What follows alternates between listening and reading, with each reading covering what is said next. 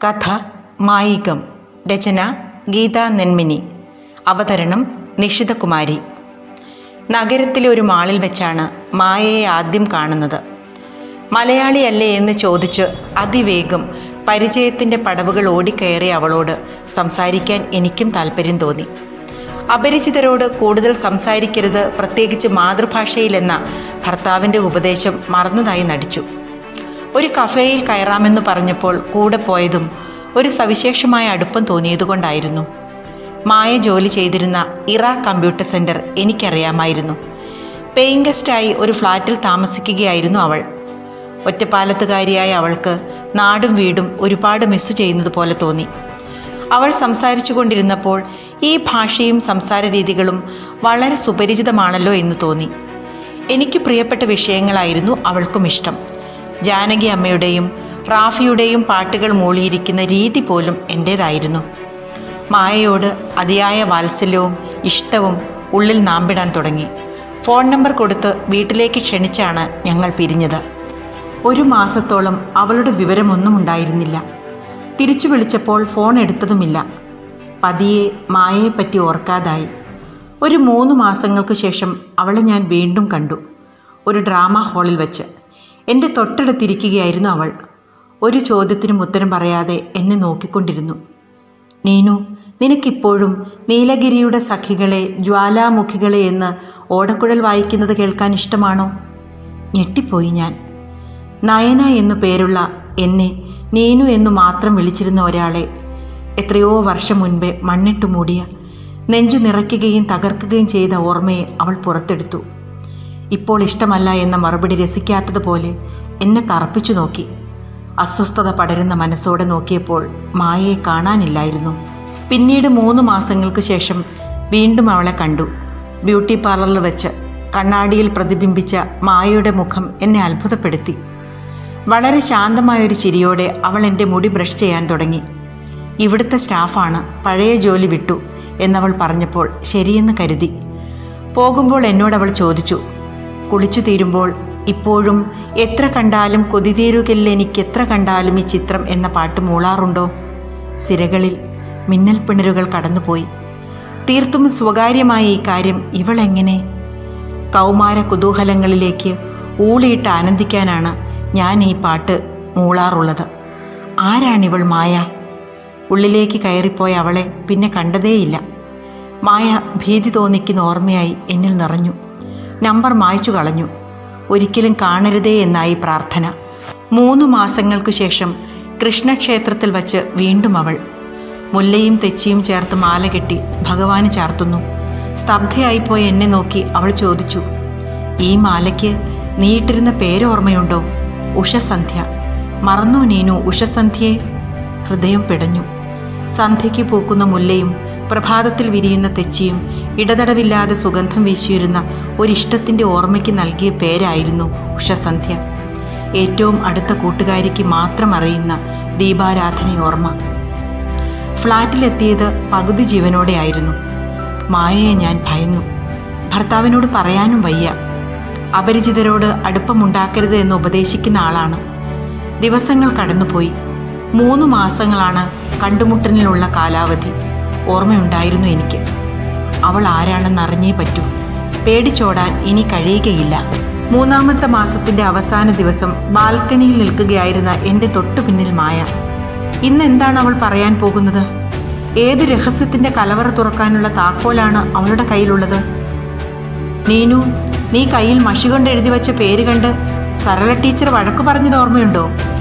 ആവർത്തിക്കട്ടെ ഞാൻ ആ വാക്കുകൾ. നയന, നീ കുന്നിൻ മുകളിൽ നിന്നല്ല വീഴാൻ പോകുന്നത്, മലമുകളിൽ നിന്നാണ്. പടി കയറാൻ തുടങ്ങിയിട്ടേ ഉള്ളൂ. തിരിച്ചിറങ്ങൂ വേഗം. അതെ, ഞാൻ വീഴാൻ തുടങ്ങുകയാണ്. ഭൂതകാലത്തിൽ നിന്നും ഉയർക്കൊണ്ട മായ ആരാണെന്ന് എനിക്കറിയുന്നില്ല. എന്നിലെ ഞാൻ പോലും അറിയാത്ത എന്നെ വിചാരണ ചെയ്യുകയാണ്. പൂക്കൾ മാത്രം വിരിച്ചിരുന്നതായി തോന്നിച്ച വഴികളിലെ മുള്ളുകൾ കാണിച്ചു തരികയാണ്. പിന്നിലുള്ള നിഴലിനെ മുന്നിലേക്ക് എടുത്തു വച്ച് കുറ്റപ്പെടുത്തുകയാണ്. മഷി കൊണ്ടെഴുതിയ പേരിൽ ചോര പുരട്ടുകയാണ്. അവൾ എൻ്റെ പിറകെ നടന്നു ചൊല്ലുന്ന വരികൾ. നിന്നെ എനിക്കിഷ്ടമാണ്. വെറും ഇഷ്ടമല്ല, കുറേ ഇഷ്ടങ്ങൾ ചേർത്ത് വെച്ചൊരിഷ്ടം. മഴ പോലെ കുളിരുന്നൊരിഷ്ടം. മഞ്ഞുപോൽ തണുവാർന്നൊരിഷ്ടം, വെയിലുപോൽ പൊള്ളുന്നൊരിഷ്ടം, പൂവുപോൽ കൊഞ്ചുന്നൊരിഷ്ടം, അലിവാർന്ന പ്രിയമാർന്ന ഉയിരിൻ്റെ ഉയിരായ ചോർന്നു പോകാത്തൊരിഷ്ടം. ചുട്ടുപഴുത്ത വാക്കുകൾ കൊണ്ട് പച്ച കുത്തുകയാണവൾ. താങ്ങാൻ കഴിയുന്നില്ല ഈ യാതന. നയനയുടെ ഡയറിക്കുറിപ്പുകൾ വായിക്കുകയായിരുന്നു ഡോക്ടർ വാസുദേവ്. നയന ബാൽക്കണിയിൽ നിന്ന് തനിയെ സംസാരിക്കുന്നത് കാർ പാർക്ക് ചെയ്യുമ്പോൾ വിവേക് കണ്ടിരുന്നു. കുറച്ചു ദിവസമായി അവൾ എന്തോ മാനസിക സംഘർഷത്തിലാണെന്നും തോന്നിയിരുന്നു. മൂഡ് സ്വിങ്ങുള്ള ആളായതുകൊണ്ട് അവൾ പറയുമ്പോൾ കേൾക്കാമെന്ന് കരുതി. നയനയ്ക്ക് വേണ്ടത് ഒരു സൈക്യാട്രിസ്റ്റിൻ്റെ സഹായമാണെന്ന് തോന്നിയതുകൊണ്ടാണ് സുഹൃത്തായ വാസുദേവിനെ സമീപിച്ചത്. അവളിലെത്താൻ ഡയറിക്കുറിപ്പുകളെ ഡോക്ടർക്ക് കൊടുക്കുകയും ചെയ്തു. അവൾ കടന്നുപോയ മാനസിക തലങ്ങളിലൂടെ ഒരു യാത്ര. അതിഭാവുകത്വവും അതിരില്ലാത്ത ഭാവനയും നിറഞ്ഞ മനസ്സ് മിക്കപ്പോഴും ഒരു സാങ്കല്പിക ലോകത്തായിരുന്നു. വായിക്കുന്ന കഥകളിലെ കഥാപാത്രമാവുകയും കവിതകളിലെ ഈരടികളായി മാറുകയും ചെയ്യുന്ന അസാധാരണമായ വ്യക്തിത്വമായിരുന്നു നയനയുടെ. ഏകാന്തമായ സാഹചര്യങ്ങൾ അവളെ സ്വന്തം ഉള്ളിലേക്ക് മാത്രം നോക്കുന്നവളാക്കി മാറ്റി. ആ വൈകാരിക ഭാവങ്ങൾ മനസ്സിലാക്കാൻ സ്നേഹസമ്പന്നനായിട്ടും ഭർത്താവിന് കഴിഞ്ഞില്ല. നയനയുടെ 17 വയസ്സുവരെയുള്ള കാലഘട്ടത്തിലാണ് മായയുള്ളത്. അപ്പോൾ ആ കാലഘട്ടത്തിലേക്ക് ഒരു തിരിച്ചുപോക്ക് നടത്തിയേ തീരൂ. രോഗത്തിൻ്റെ വിത്ത് വീണ സ്ഥലം കണ്ടെത്തിയാലേ മരുന്നുകളും സൈക്കോതെറാപ്പിയും തുടങ്ങാനാവൂ.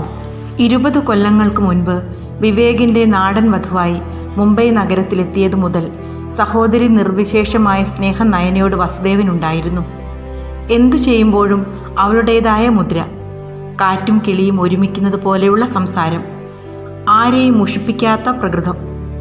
ഒരു പാട്ട് ഒരു ദിവസം മുഴുവൻ കേൾക്കുക, ഒരു പുസ്തകം മാത്രം ഒരാഴ്ച തുടർച്ചയായി വായിക്കുക, നീല നിറമുള്ള വസ്ത്രം മാത്രം ധരിക്കുക. ഇങ്ങനെയൊക്കെയാണ് നയന എന്നും അറിയാമായിരുന്നു.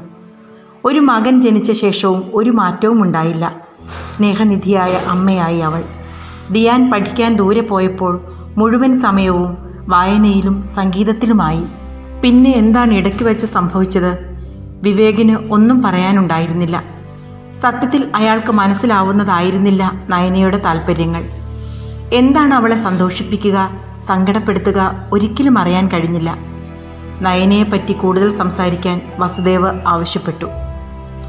വിവാഹത്തിന് മുൻപുള്ള ആദ്യത്തെ കണ്ടുമുട്ടലിൽ തന്നെ തനിക്കുണ്ടായിരുന്ന ശക്തമായ പ്രണയബന്ധത്തെക്കുറിച്ചും ആ തകർച്ചയിൽ നിന്ന് കരകയറാൻ സൈക്യാട്രിസ്റ്റിൻ്റെ സഹായം തേടിയതിനെക്കുറിച്ചും നയന പറഞ്ഞിരുന്നു.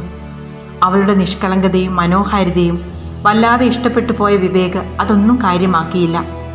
പിന്നീടുള്ള ജീവിതത്തിലും അവൾ നല്ല ഭാര്യയും അമ്മയുമായിരുന്നു. സ്വന്തം ആന്തരിക ലോകത്തിൽ അഭിരമിച്ചിരിക്കുന്ന അവളിൽ ഒരുപാട് സവിശേഷതകൾ കണ്ടെങ്കിലും അതെല്ലാം അവളുടെ സ്വഭാവത്തിൻ്റെ പ്രത്യേകതകളാണെന്ന് കരുതി വസുദേവ് ആ മനസ്സിനൊപ്പം സഞ്ചരിച്ചു കൊണ്ടിരുന്നു.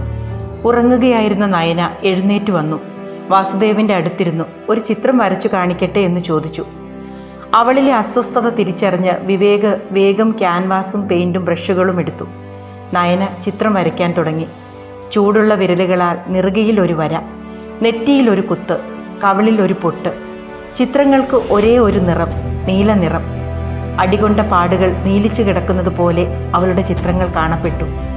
സന്തോഷം, ദേഷ്യം, മോഹം, വേദന, പ്രണയം, വിരഹം, ഈ പേരുകൾ കൊടുത്ത മുഖങ്ങളാൽ തീർത്ത ഒരു ചതുരംഗ പലകയാണ് നയന ക്യാൻവാസിൽ വരച്ചത്. മികവുറ്റതായി വരയ്ക്കപ്പെട്ട മുഖങ്ങൾ വാസുദേവിൽ ആശ്ചര്യമുളവാക്കി. ചിത്രകല അവളിലുണ്ടെന്നറിയില്ലായിരുന്നു. ഒരാർട്ട് സ്റ്റുഡിയോയിൽ പോകുന്ന കാര്യം നയന പറഞ്ഞത് വിവേക് ഓർമ്മിച്ചു. ജൂഹുവിൽ എവിടെയോ ആണത്. വരച്ചു കഴിഞ്ഞ ശേഷം അവൾ ചോദിച്ചു, സന്തോഷത്തിന് നേരെ ദേഷ്യം കൊണ്ട് ചെക്ക് വെക്കണോ? വസുദേവ് സൂക്ഷിച്ചു മറുപടി പറഞ്ഞു, നയനയ്ക്ക് ഇഷ്ടം തോന്നുന്നത് പോലെ ആവാം. മോഹത്തിന് നേരെ വേദന കൊണ്ട് ചെക്ക് വെക്കട്ടെ? ശരി, അടുത്തത് പ്രണയത്തിന് നേരെ വിരഹം കൊണ്ട് ചെക്ക്. എൻ്റെ കളി തെറ്റായിരുന്നു. പ്രണയത്തിനു നേരെ വേദന കൊണ്ടാണ് ചെക്ക്. പറയുകയും കരയുകയും വരയ്ക്കുകയും മായ്ക്കുകയും ചെയ്തുകൊണ്ടിരിക്കുന്ന നയനയെ നോക്കി പകച്ചുപോയി രണ്ടുപേരും. വസുദേവിൻ്റെ മനസ്സിൽ ഒരു സാധ്യത തെളിഞ്ഞു വന്നു. Rain art studio. അവളുടെ രോഗത്തിൻ്റെ വിത്ത് വീണത് അവിടെ നിന്നാവാം. ഒരിക്കലും പ്രതീക്ഷിക്കാത്ത വിവരങ്ങളാണ് സ്റ്റുഡിയോയിൽ നിന്നും ലഭിച്ചത്. നിത്യസന്ദർശകയായിരുന്നു നയന അവിടെ. അവളെ ചിത്രം വരെ പഠിപ്പിച്ച ബംഗാളിയായ സുനിൽ ചാറ്റർജിയുമായി ഉണ്ടായ സൗഹൃദം പ്രണയമായി പരിണമിച്ചു. കൊൽക്കത്തയ്ക്ക് പോയ അയാൾ പിന്നെ തിരിച്ചു വന്നില്ല. വാസുദേവിന് നയനയുടെ മനസ്സ് ഒരു സ്ക്രീനിൽ എന്ന പോലെ വ്യക്തമായി കാണാൻ കഴിഞ്ഞു. നയന ഏറ്റവും പ്രിയപ്പെട്ടത് ഉപേക്ഷിച്ച പ്രായത്തിലേക്ക് തിരിച്ചു വന്നാണ് സുനിലുമായി അടുത്തത്. ആ പ്രായത്തിൽ തോന്നിയ തീവ്രമായ അനുരാഗം അവൾക്കുള്ളിൽ ഉറങ്ങിക്കിടന്നിരുന്നു. ഉപാധികളില്ലാത്ത ആ പ്രണയം 10 മടങ്ങ് ശക്തിയോടെ തിരിച്ചു വന്നു. പ്രേമസൂക്തങ്ങളാൽ ബന്ധിതമായ ചേതന ജീവിതം ആ കാലങ്ങളിൽ മുദ്രിതമാക്കപ്പെട്ടെങ്കിൽ എന്ന് മോഹിച്ചു. അത് നഷ്ടമായത് അവളുടെ മനസ്സ് അംഗീകരിച്ചില്ല. മായാമറവികളുടെ ഓർമ്മരൂപത്തിൽ പിന്തുടരുന്ന നിഴലായി മാറി. വസുദേവ് വിത്തു വീണ ഇടം കണ്ടെത്തി കഴിഞ്ഞിരുന്നു.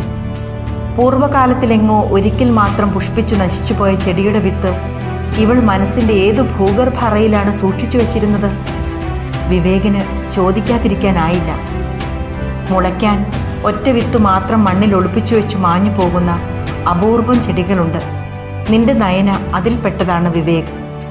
ആത്മവിശ്വാസത്തോടെയായിരുന്നു വസുദേവിൻ്റെ മറുപടി.